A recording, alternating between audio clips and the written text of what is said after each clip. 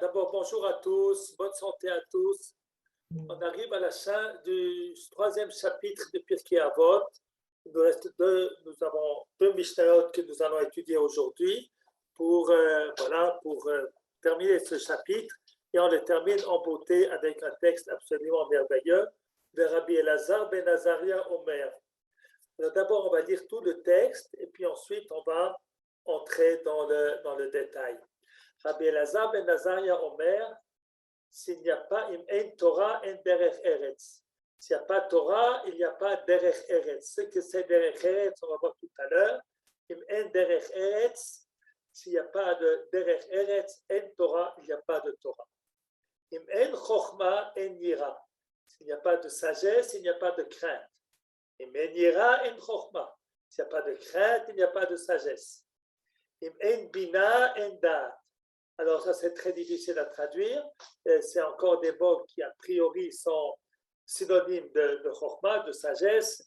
En bina, s'il n'y a pas de compréhension, en da'at, il n'y a pas d'approfondissement. En da'at, il n'y a pas d'approfondissement, en bina, il n'y a pas de compréhension. En kemar, en Torah, s'il y a point de farine, point de Torah. En Torah, en kemar, et s'il y a point de Torah, point de farine. Ouaya Omer, il disait encore, tout celui dans la sagesse est supérieur à ses actes. Le maroudomé, à quoi est-ce qu'il ressemble? Le ilan, shanafav merubin b'shorashav utin. Un arbre, shanafav merubin, qui a beaucoup de racines. Excusez-moi, qui a beaucoup de branches. B'shorashav utin, et qui a peu de racines. Vient le vent et le déraciner. Parto al-pana, le faire tomber sur sa face. Sheneema, comme il est dit dans Jérémie, Vayak arba araba, il sera comme comme une espèce d'arbre dans la plaine, un endroit assez chaud, et que l'oyer qu'il y a votov. Il ne verra pas quand le bien va arriver. Le courant chez moi. Et donc, j'ai mis avec le portable. Voilà, avec le portable, on s'est retrouvés. Aval kol shemasa merubin mechokmato. Et tout celui dont les actes sont plus importants que sa sagesse, le maoudomé. À quoi est-ce qu'il ressemble? Un arbre dont les branches sont peu nombreuses et dont les racines sont nombreuses. Si tous les vents du monde viennent et soufflent contre lui, il ne le déplace pas de son endroit. Comme il est dit,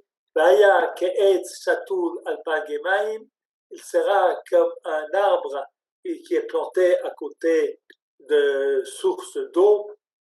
Et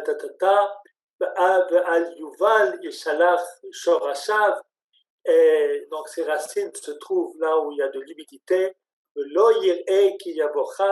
ne craindra pas quand viendra de la chaleur. Et son feuillage sera frais. Et en année de sécheresse, il ne sera pas de souci. Il ne cessera point de faire périr, de donner des fruits. Voilà. Alors maintenant qu'on a lu toute la Mishnah, on va essayer de l'expliquer. Alors je ne peux pas, comme c'est nuit, c'est moi, et on va faire, je ne peux pas regarder dans mon livre, on va tout regarder dans le texte qui à vous aussi. Ah, quel texte vous avez besoin? Je peux essayer d'avoir sur Bon, le texte, moi j'ai le commentaire, ça va, on va se débrouiller. La Mishnah? Voilà, le texte de la Mishnah. Vous mettez le texte de la Mishnah, okay. Parce que moi je ne peux plus lire le texte de la Mishnah, c'est nuit chez moi. Voilà. Alors j'espère qu'il y a assez de batterie dans le portable. Alors, im Torah Rabbi Elazar ben Azaria im derech eretz en Torah. Qu'est-ce donc que ce derech eretz et que signifie ici Torah? dans l'explication première, le Barthénoura nous explique que Derech Eretz, c'est l'honnêteté. Im en Torah, en Derech Eretz. Point de Torah, difficile d'être honnête. Im en Derech Eretz, s'il y a point de netteté, en Torah, il y a point de Torah. Parce que la Torah ne sert à rien si les êtres humains ne sont pas honnêtes. Là, il y a une petite difficulté là-dedans, parce que finalement, l'honnêteté fait partie de la Torah. Et il y a plein de versets de la Torah qui nous enjoignent justement d'être honnête, d'être droit. Et même Abraham Avinu, on ne lui a pas parlé ni de Shabbat ni de Kashrut, mais la Tzedaka en Mishpat, de faire justice, et puis de faire donc d'être un homme de vérité, de bonté et de justice, Tzedaka en Mishpat. Et les prophètes aussi, Yeshayahu, etc., eh bien, c'est très souvent, plus souvent, c'est pour un manque d'honnêteté, pour un manque de droiture, pour des juges, des non-corrupteurs, etc., etc. Alors, on va essayer d'expliquer encore d'un petit peu autrement la notion de Derech Eretz, bien que, bien entendu, l'explication du Barthénoura, c'est elle qui prime. Rabbi Ovadia et Barthénoura, bien entendu, ce qu'il dit les vérités, on va simplement donner une explication supplémentaire. Alors, il y a une Gemara qui nous enseigne que Derech Eretz kadma la Torah. Le Derech Eretz a précédé la Torah. Alors, qu'est-ce que c'est que ce Derech Eretz qui a précédé la Torah? Alors, avec l'explication de Barthénoura, on peut bien comprendre. Parce que avant même que la Torah ait été donnée, il y a des notions de base qui sont le Derech Eretz. C'est-à-dire qui sont d'avoir un bon comportement entre l'homme et son prochain, on dirait la bonne conduite. Eh bien, ça, c'est des choses qui peuvent précéder la Torah. Alors, je vais ici énumérer un certain nombre de choses que nous voyons dans la Gemara, leur importance, mais qui finalement n'ont pas un commandement positif ou un commandement négatif. Par exemple, on a l'obligation de manger pour vivre. Il y a même, on nous rapporte même à cela un verset dans la Gemara, mais il n'y a pas de commandement positif ou de commandement négatif de se nourrir. Par exemple, on doit enseigner à son fils un métier. Alors, c'est une Gemara dans le traité du Kiddushin qui dit que de la même manière qu'on doit enseigner à son fils la Torah, on doit lui enseigner un métier. Ou de la même manière qu'on doit marier son enfant, on doit lui enseigner un métier. Mais l'enseignement de la Torah est marqué explicitement. L'enseignement du métier ne se trouve pas. Alors pourquoi, hein? Le Rambam nous explique dans Ilchot Deot qu'il faut faire du sport, il faut faire attention à ce qu'on mange, il ne faut pas manger trop, et qu'il ne faut pas grossir, et puis c'est mauvais pour la santé. Et il met ça dans son livre d'Halacha, Ilchot Deot, les lois du comportement. Il n'y a pas de verset dans la Torah qui nous l'explicite. On dit que de fumer, c'est un interdit, c'est un interdit même de la Torah directe, mais en tout cas, ce n'est pas vraiment direct. La de tout cela, par exemple, on nous dit qu'il faut faire à l'armée, il faut servir à l'armée. C'est bien entendu, c'est une mitzvah de servir à l'armée. Alors on nous dit c'est inclus dans les guerres de mitzvot que dit la Torah, de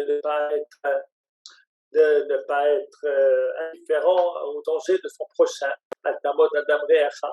Mais il n'y a pas de verset explicite dans la Torah. Alors la raison, elle est exactement dans ce texte de nos sages qui disent que Derech Eretz kadma la Torah. Et je vais expliquer. Derech Eretz, c'est toutes les choses qui sont nécessaires pour qu'un homme puisse vivre, pour qu'une société puisse se constituer et puis puisse se développer. Alors, pour vivre, il faut manger. Il ne peut pas de mettre une mitzvah à cela, parce que même si on n'a pas reçu la Torah, on doit manger, et les gens vont manger. Faire attention à sa santé, c'est pas besoin de mitzvah de la Torah, car sans mitzvah de la Torah, on le fait. Donc, ce sont des choses de base, un petit peu comme la bougie qui vient avant la lumière. Qu'il faut se défendre, c'est une évidence. Et tout pays doit se défendre, même s'ils n'ont pas reçu la Torah au Sinaï. Donc, de ce côté-là, Derech Eretz kadma la Torah. L'honnêteté, alors la Torah nous donne plein de mitzvot de l'honnêteté, mais de manière générale, être honnête. Eh bien, c'est quelque chose de nécessaire dans toute société, même s'il n'y a pas de Torah. Et c'est en ce sens-là que la Mishnah que la Gemara nous dit, Derech Eretz Kadma la Torah. Il n'y a pas ce premier étage universel. La Torah n'a pas où s'asseoir. Si les gens ne sont pas honnêtes, si un homme ne vit pas parce qu'il ne se nourrit pas, parce qu'il ne fait pas attention à ça, voilà, c'est revenu la liberté. Voilà, et qu'il ne fait pas attention à son corps, il n'enseigne pas un métier à son fils, eh bien, tout cela va amener un malheur. Et même s'il va enseigner beaucoup de Torah à son fils, mais s'il n'a pas de métier, comment est-ce qu'il va faire pour vivre? Il va finalement être un brigand, ou être pas très honnête, ou travailler au noir, etc., etc. Donc tout ça vient est dans ce que la Mishnah nous dit, mais l'inverse est aussi vrai. Alors, le Tiferet Israël, sur place, il dit, mais attention, il y a bien des gens qui sont honnêtes, bien qui n'ont pas étudié la Torah. Alors, il explique le Tiferet Israël, c'est que la notion de Torah ici, c'est la notion de morale. Il faut aussi avoir de la morale. S'il n'y a pas de morale, Torah, s'il n'y a pas de morale, eh bien la vie n'est pas possible. Alors, si on n'a pas des valeurs morales qui sous-tendent tout, eh bien, toute vie est impossible dans ce monde-ci. Alors voilà, donc, on nous a expliqué les liens qu'il y a entre Torah et Derech. Dans la pratique de la vie, ce n'est pas qu'un est avant l'autre, un est plus important que l'autre. Et vraisemblablement que la Torah est d'un degré plus élevé, c'est un étage supplémentaire, c'est comme un deuxième étage. C'est pour ça que Rabbi Yehuda Levi explique les versets dans Isaïe, où Isaïe dit ouais, je déteste vos Shabbatot et vos Chodesh. Alors il pose la question, les Shabbat et Chodesh qu'on fait, c'est bien. S'il y en a des voleurs, c'est pas bien. Et pourquoi dire que le Shabbat n'est pas bien? Eh bien, l'explication est que s'il n'y a pas le premier étage, le deuxième étage ne tient pas. Et rien n'a de sens. Hein? Rien n'a de sens. Et c'est quelqu'un, vous savez, c'est quelqu'un qui m'a écrit il y a pas longtemps. Comment faire? Parce que il a, pour l'ouverture de porte Shabbat, eh bien, il met un aimant pour que la porte ne se ferme pas. Et finalement, ça ne marche pas parce que les non-juifs de l'établissement ôtent l'aimant, donc il ne peut pas rentrer chez lui. Alors, il a entendu que j'ai dit la nécessité, c'est Shabbat de presser sur le code avec le petit doigt gauche ou comme ça. Alors, je me suis dit, mais où c'est qu'on est arrivé? Que pour ne pas transgresser Shabbat, eh bien, on porte atteinte à la propriété de nos voisins. Finalement, pourquoi est-ce que les portes ferment? C'est par sécurité. C'est par sécurité, c'est pas simplement comme ça. Et puis, on a une obligation lorsqu'on est copropriétaire ou colocataire envers les autres. Alors, c'est vrai qu'ils ne sont pas juifs, à quoi ça change? On doit être honnête avec des juifs, avec des non-juifs. Et alors, on arrive à une espèce d'absurdité. Pour faire une khoumra dans Shabbat, eh bien, on va être malhonnête avec les autres. Il dit, voilà, utilisez les terres qui viennent de Frabshem Bezaman Norma, eh bien, si c'est un issou de Rabbanan Kal, avec un chinouille, on a le droit, c'est beaucoup mieux, beaucoup moins grave que de porter atteinte au voisinage, et finalement, les gens vont savoir que ça vient de vous, qui est un juif. Et ça fait un chilou Hashem qui est terrible. On n'a pas le droit de profaner le nom de Dieu. Voilà, donc c'est un point très très important que nous enseigne Rabbi Elazar ben Azaria. S'il n'y a pas de Torah, il n'y a pas d'Erech Eretz, s'il n'y a pas d'Erech Eretz, il n'y a pas de Torah. Ensuite, il continue en disant En Chochma, En Yira. S'il n'y a pas de Chochma, de sagesse, En Yira, il n'y a pas de crainte de Dieu. En Yira, En Chochma. Déjà dans Tehillim, David Amelech nous a dit Reshit Chochma Yirat Hashem. Le début de toute sagesse est la crainte de Dieu. Alors, ici, on met en vague deux notions très importantes l'une et l'autre. L'une, la chokhmah, alors il y a beaucoup de sons sur mon chokhmah. Et ici, on voit un peu Chabad ici dans cette Mishnah.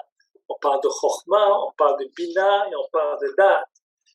Peut-être qu'on utilisera ces termes tels qu'ils sont acceptés un petit peu dans la mystique, ce que signifient ces termes.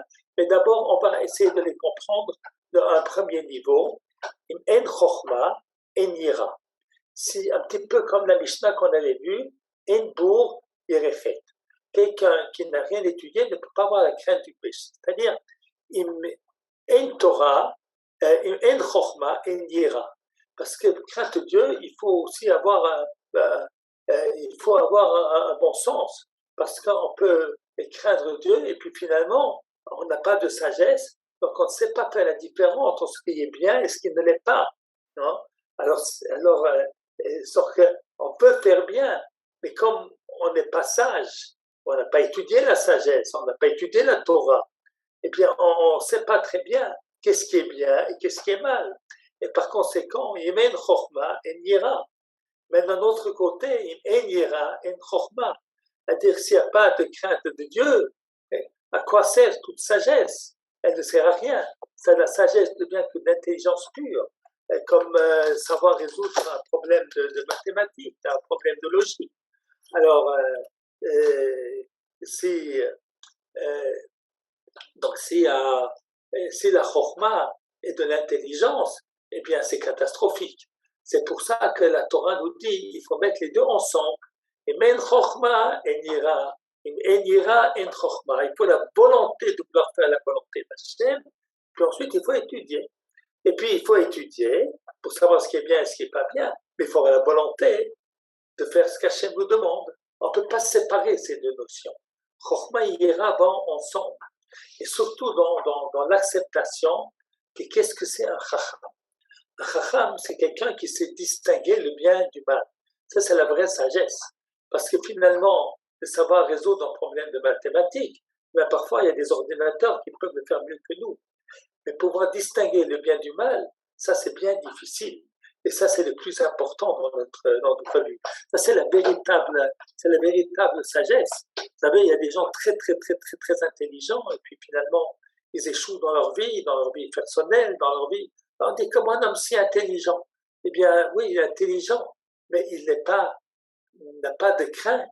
Il ne sait pas distinguer le bien du mal. Alors, ce n'est pas une vraie sagesse.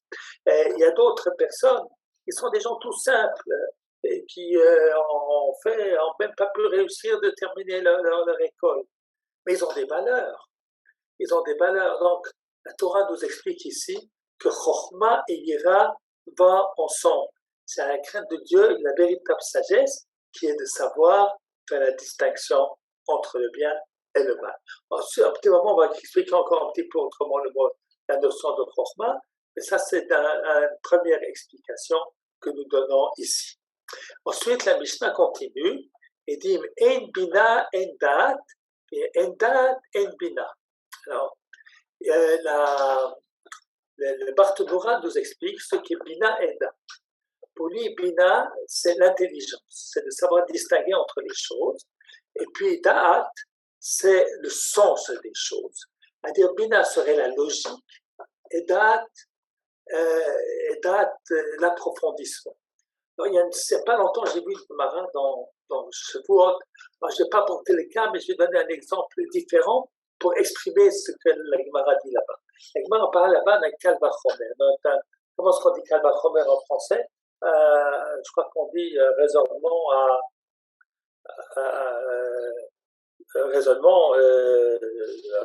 de logique. Un Kal Vachomer. Alors, par exemple, on nous dit, par exemple, comment? A fortiori. Raisonnement. A fortiori. Voilà, a fortiori. Alors, je vais donner un exemple pour exprimer cela. Eh bien, si par exemple, il y a une loi dans les fêtes, quand on ne dit pas Tachanoun aux fêtes, parce que c'est un jour de joie. Mais alors que le jour d'avant, le jour d'après, on a le droit de faire des spédiles, le jour avant la fête, le jour après la fête. Maintenant, si c'est une fête de Rabbanan, la plus forte raison, c'est la logique. À plus forte raison qu'on n'aura pas le droit de jeûner, qu'on aura le droit de jeûner le jour avant et le jour après. Mais ça, c'est pas comme ça. Il y a une opinion qui ne dit pas comme ça. Il dit pourquoi pourquoi qu'on méprise une fête des Rabbanan? Eh bien, les sages, on nous dit, eh bien, le jour avant, le jour après, on n'a pas le droit de faire cette fête. La Gemara va poser la question, mais finalement, tu as dit que c'était logique. Et puis finalement, tu as dit que c'était la logique de dire que c'est une logique absolue. Et Enalav Tchouva, que ce qui est permis dans un Issour Torah est certainement permis dans un Issour de Rabbanan. Oui, ça c'est la logique mécanique. Et ça c'est vrai que dans la logique mécanique, il faut être plus cool dans une loi des sages que dans une loi de la Torah. Mais il y a parfois des raisons qui font, des raisons, approfondissement des choses, de la psychologie de l'être humain, qui vont nous amener à avoir une décision différente, et plus sévère dans une loi de Rabbanan que dans une loi de la Torah. Alors ça, c'est la notion de Bina et Dat, nous explique le Barthénoura, que Bina, c'est comprendre avec la logique, et puis Dat, c'est comprendre avec le sens des choses. Et ce sont deux manières de comprendre différemment les choses de la vie. Je vais donner parfois un exemple. Il y a un grand auteur, Rabbi Chaim de Brisk, qui fait une distinction dans la prière entre deux types de kavanot, deux types d'intentions. C'est d'être conscient qu'on est devant Dieu, et puis c'est de comprendre ce que l'on dit. Alors, avec cette distinction, il veut répondre à une question. Il y a un endroit, mais il dit que si on a eu la kavana sur la première bracha, on est yotse, même si on n'a pas eu l'intention pour les autres bénédictions. Et dans un autre endroit, il dit toute prière sans intention n'est pas une prière. Ben, c'est ce qu'on se dit. Là, il dit le première bénédiction. Là, il dit toute prière. Alors, il dit voilà, c'est qu'il faut distinguer entre deux sortes de kavana. La kavana de comprendre les mots, ça c'est nécessaire pour la première bénédiction. Ça n'a pas une pour le reste, c'est pas grave.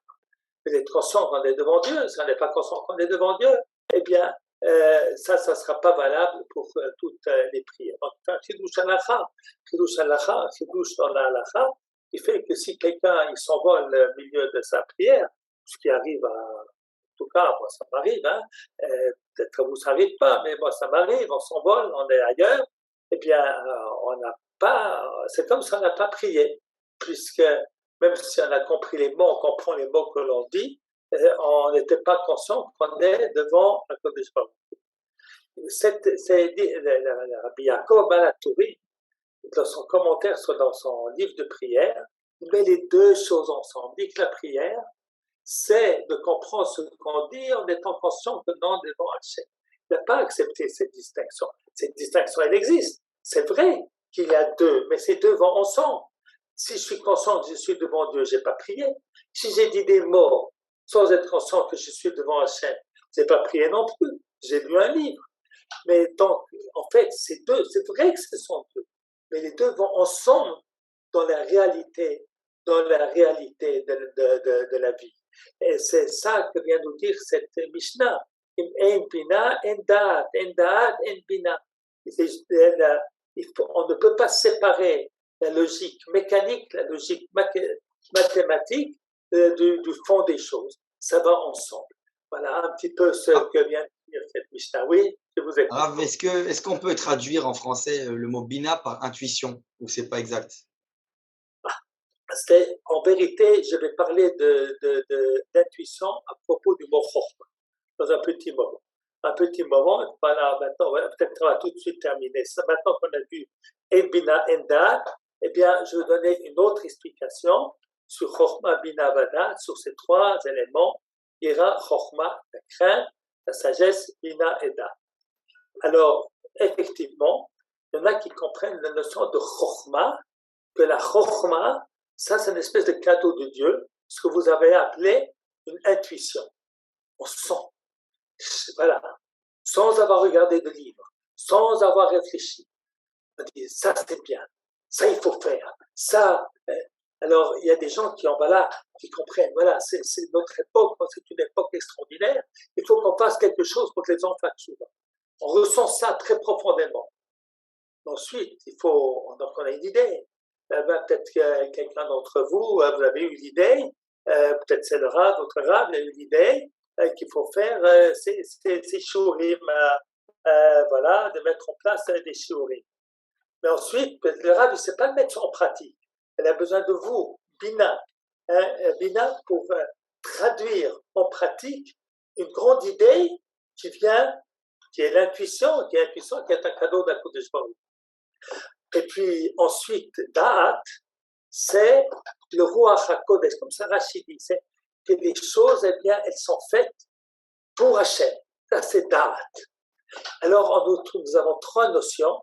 Nous avons cette intuition qui vient d'une intuition qui est divine, qui est parce que nous avons une âme divine en nous. Ensuite, la capacité, c'est Bina, et la capacité de traduire cette institution dans les faits du monde de la réalité, et puis d'ajouter Da'at Hashem, d'ajouter à cela que tout est fait pour la volonté d'Akadosh Baruch Hu. Alors, si maintenant on reprend avec cette définition de Chokhmah Bina Da'at, eh bien, en yira en Chokhmah. Si tu n'as pas de crainte de Dieu, tu ne risques pas d'avoir une bonne intuition. Aval, im en chokhmah, en yira. Si tu n'as pas un sens, tu n'as pas une âme qui peut ressentir les choses, on ne peut pas être dans la véritable Yirat Hashem. Il y a un très beau texte de Rav Kook qui dit que tu sais que si ce que tu as appris dans la Torah, dans ce que tu as entendu des rabbanim, ça te semble choqué, ça te semble que c'est contraire à quelque chose de très profond en toi. Dis-toi que c'est peut-être pas une vraie, cette ira n'était pas vraie. C'est peut-être quelque chose que je ne suis pas dans le chemin de la vérité. Alors après qu'on a vu Menira en Chokhmah, en Bina en Da'at, c'est-à-dire que faire les choses pour Akadosh Baruch Hu, vous savez, comme ils ont construit le Mishkan, eh bien, les choses étaient faites pour Hachem, eh bien, cette notion de Da'at, elle va survenir parce qu'il y a Bina, parce qu'on agit pour que ce qu'on a ressenti qu'il fallait faire, eh bien, on fait ce qui est nécessaire pour le réaliser, et bien ensuite, on peut y rajouter Da'at, Da'at Hashem, que les choses elles soient faites pour la gloire d'Akadosh Baruch Hu, pas pour notre gloire à nous, pour la gloire d'Hachem, pour faire les choses de Shem Shamayim. Eh bien, on peut construire le Mishkan, vous savez, on peut apprendre à quelqu'un comment construire une voiture, et puis alors il met le boulon tel qu'on lui a appris à le faire, c'est un savoir-faire, c'est important. Et puis quelqu'un, il peut comprendre que finalement, il est en train de construire une voiture, qu'il est un maillon d'une chaîne très importante. Et puis on peut avoir encore une idée beaucoup plus. On va avoir des voitures, grâce à ça, on va pouvoir aller d'un endroit à l'autre, donner des shiurei Torah. Alors voilà, ça c'est Da'at. Okay? Ça c'est Da'at. Alors il faut avoir cette volonté de renfort, de faire entrer le Shem Shamayim dans ce que l'on fait pour avoir la véritable Bina, pour pouvoir faire les choses de manière qu'ils puissent fonctionner dans ce monde. Donc on a besoin des deux, et de Bina et de Da'at. Voilà. Et puis maintenant, on continue. En Kemar, en Torah. En Torah, en Kemar. Chaque fois qu'on demande de l'argent pour les yeshivot, eh bien on rapporte cette Mishnah. Il n'y a pas de famille, il n'y a pas de Torah. C'est-à-dire s'il n'y a pas on ne peut pas enseigner la Torah ou s'occuper de Torah si on n'a pas de quoi manger. On ne va pas manger, on meurt de faim. Et men Torah, en Kemar. Et s'il n'y a pas de Torah, il n'y a pas de farine. Ça veut dire, c'est pas qu'il n'y a pas de farine. Il y a des gens très riches qui n'ont pas de Torah.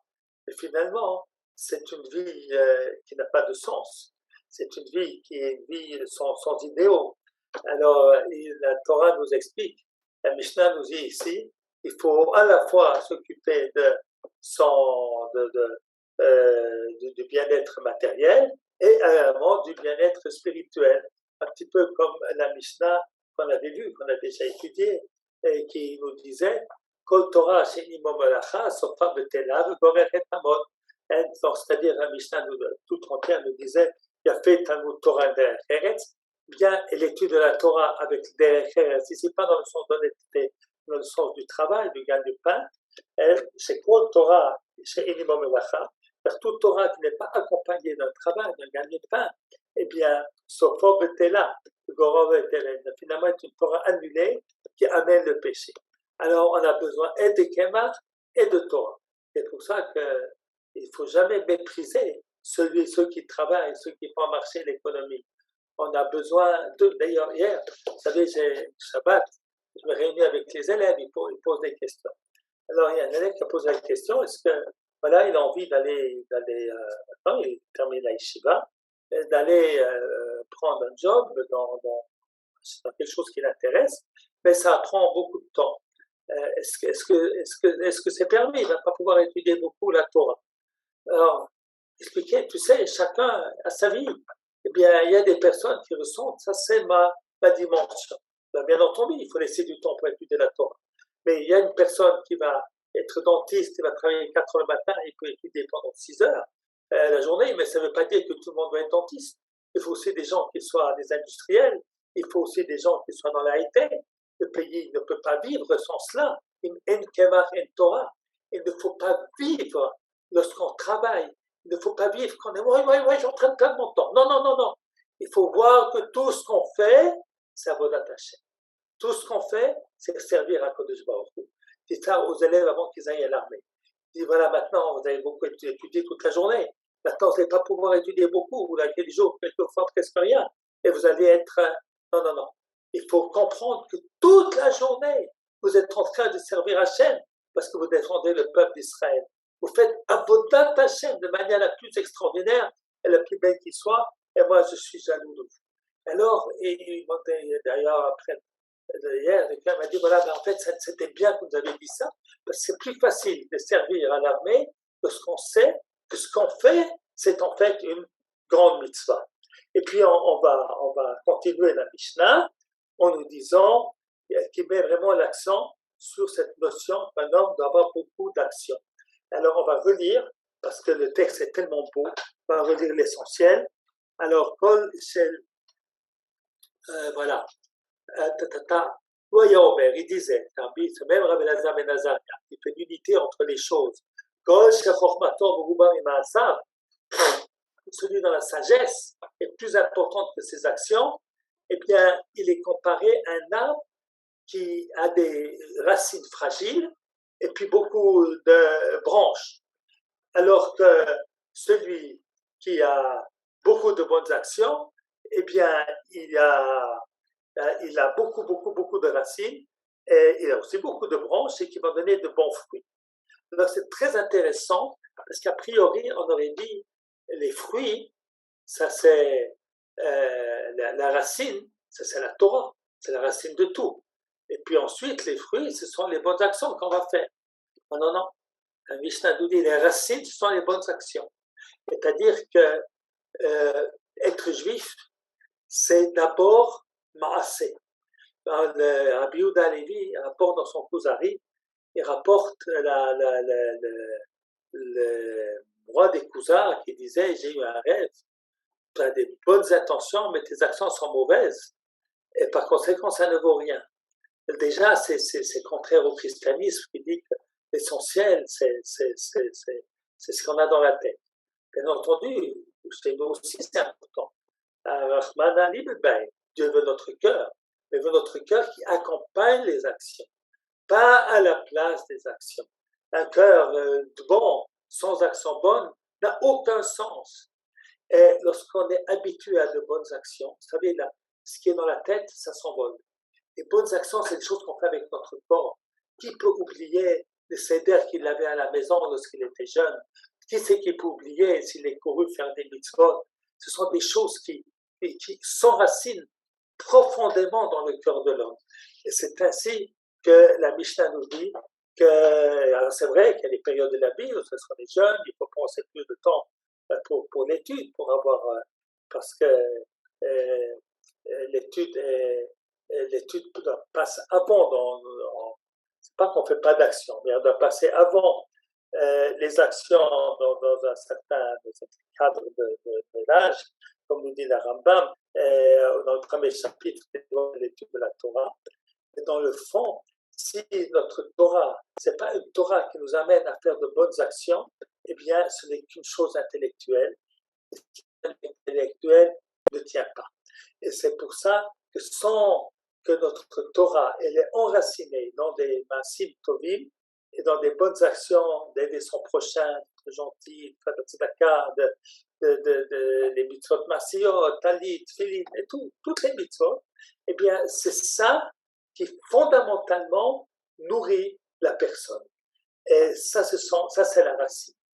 Grâce à ça, ensuite, on peut étudier notre Torah a un sens et nos branches, elles donnent de beaux fruits, c'est une belle Torah. Et puis, comme c'est déjà tard, on va faire la dernière Mishnah très rapidement, parce que voilà, il nous reste 5 minutes, même pas, pour faire la dernière Mishnah.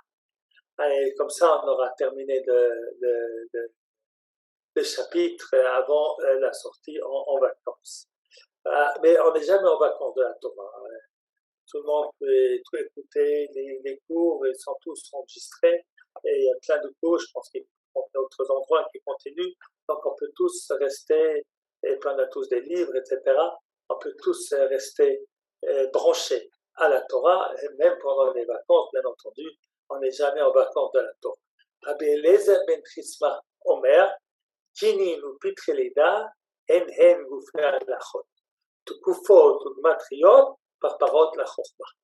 Alors Rabbi Eliezer ben Chisma a dit Kinin ou Pitrenida. Alors ça, c'est des lois très compliquées qui s'apportent une femme qui a eu un enfant, combien de dosillons il doit apporter comme sacrifice. Ou Pitrenida, ce seront des lois au temps où on apportait des corbanotes, il y avait une loi qu'il faut faire, dès qu'on peut faire la mikveh, il faut le faire, il ne faut pas retarder. Alors que s'il y a des doutes, quel jour pour faire la mikveh, mais plusieurs jours pour faire la mikveh à cause de ça. Ce sont des choses très compliquées. C'est des halakhot compliqués. C'est-à-dire, c'est le monde de la halakha. Ça, c'est l'essentiel. Maintenant, je ne veux pas traduire par parole d'Achora, pas essentiel. D'ailleurs, le Barthénora ne dit pas ça. Le Barthénora nous dit par parole la chokma, c'est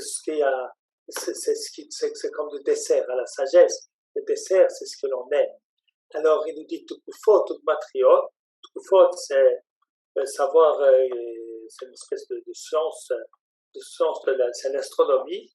Gematriot. Gematriot, c'est comme la Gematria, par exemple, on dit Redou descend, et puis Redou, c'est Gematria, c'est la valeur numérique 210. De là, on sait qu'il y a une allusion que les Juifs vont être 210 ans en Égypte. Ou bien, on a par exemple le mot Echad, le mot 1, il a une valeur, la valeur numérique de Echad, c'est 13. Et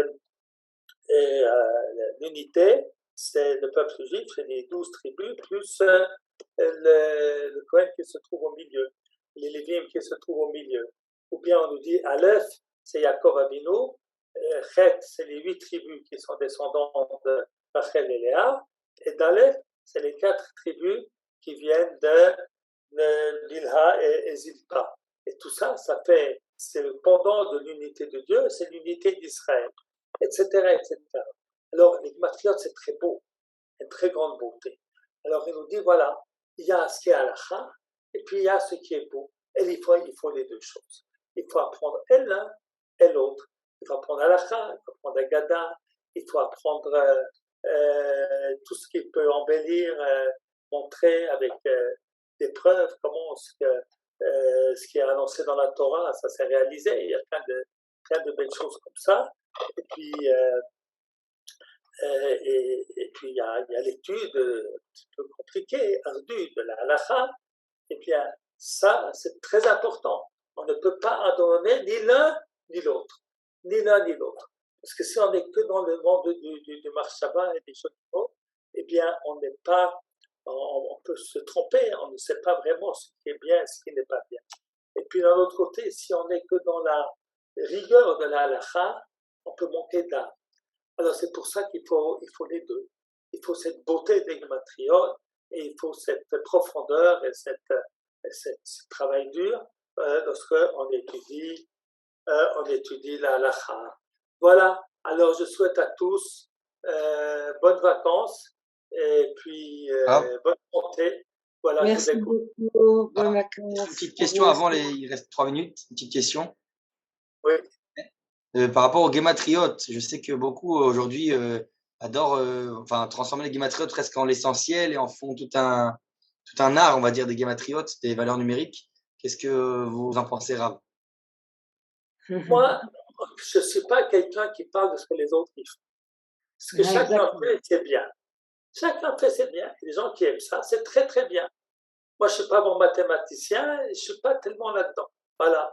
Je rappelle que lorsque je vais avoir mitzvah, eh bien, il y a quelqu'un qui a fait une dracha, et puis il a dit que Shaul David était la même gematria que mon grand-père, il a rappelé Eliyahu, et en fait, c'était aussi la même gematria que mon père, Moshe, si on écrit Shalem, 351.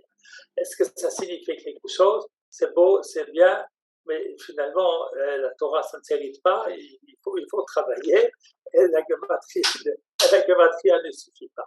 Mais on n'est pas là pour dire, et chacun a sa part dans la Torah. Il y a un qui est plus dans la halakha, dans la guerre de Mahada, des gematriot, toutes sortes de choses, les contes dans la Torah, il y a des livres magnifiques qui sont écrits avec tout ça. Tout est bien. Tout ce qui peut approcher des gens de l'amour de la Torah, c'est bien. Il ne faut pas être là pour critiquer. Ce que moi je fais, c'est bien. Ce que les autres font, c'est nul. Non. Moi, je fais ce que je peux faire, ce que je sais faire. Voilà. Et moi, avant, j'ai eu un shiur avec sur l'écouter des livres de Brave Wesley. Moi, je ne peux pas faire un shiur là-dessus. C'est pas mon truc, d'accord? Eh ben, c'est pas pour ça que je pense que c'est pas bien. Je pense que c'est très bien. Et si j'avais le temps, eh bien, ce que j'écoute quelquefois les dernières minutes, c'est très intéressant. Si j'avais le temps, j'étudierais encore plus. Voilà, tout est bien. Il faut respecter toutes les études. Pour autant que ça fait les Shem Shamayim, rapprocher les gens de la Torah, tout est bien. Et ne soyons pas là à critiquer pourquoi tu fais comme ci, tu fais comme ça. Non, non, non. C'est pour ça que, parce qu'il y en a qui traduisent par contre la Chokhmah, ça c'est c'est pas vraiment important. Le Barthénora ne dit pas comme ça. Par parole de Chokhmah. Comme moi, par parole, c'est rigili mechol besof asouda, comme le dessert qu'on mange à la fin du repas, le kinoach derech ta'anoug, car c'est un plaisir, car chachmot alalu, mechabdot et ba'alehem et ine abriot, eh bien, il honore ceux qui les font, aux des créatures, et puis surtout, il faut ajouter, ils honorent à Kodesh Baruch Hu, parce que nous sommes là pour servir Hachem. Merci beaucoup, Arav. Merci pour cette belle réponse.